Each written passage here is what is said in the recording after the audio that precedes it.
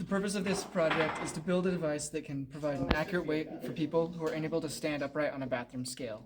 An individual will sit on the device and it will measure the deflection of beams in the stool. It'll use this to calculate the force applied. Alternatively, we may end up using a linear fit to simply calibrate. Because we have not yet received the materials to build the frame, we will first test the wiring with 4 strain gauges that are applied to beams from a previous lab. A strain gauge is going to be installed on each of the beams on here, or in each of the 4 beams on the stool. These will support the individual's weight, and they will result in a strain that is measured by the system. The strain gauges will be wired together in a full Wheatstone bridge. All 4 are wired together.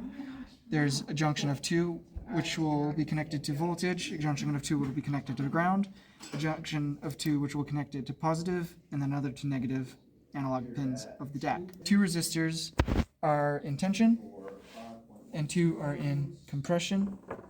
As the resistance changes, the voltage output will change as well. The expected output is a maximum of 5 to 10 millivolts without an amplifier for now. The minimum output is expected to be 0 volts. So you can see equally applying weight across these will output in different voltage. If the voltage is too small, we can use an amplifier in our system. This lab will utilize calibration to account for bias errors and error propagation to accurately report the uncertainty related to precision errors.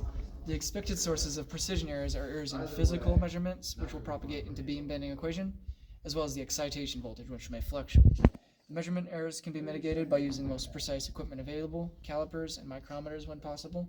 They are associated with voltage, can be mitigated by taking multiple readings over 5 seconds and using the average voltage over that time. Bias errors are present in the reported accuracy of the equipment used, as well as the excitation voltage, which can drift over time and skew results. To deal with the voltage drift, the device will be given a startup time so that it can stabilize before it is used. To deal with the other bias errors, the device may be offsetted with a calibration offset or a tare option. This lab does not require any special safety procedures or equipment. In simulation, the device showed that it should be able to hold up to 600 pounds without failure. To verify the safety before calibration and testing, a member of the team wearing safety glasses will place a heavy load on the scale and ensure that it does not collapse.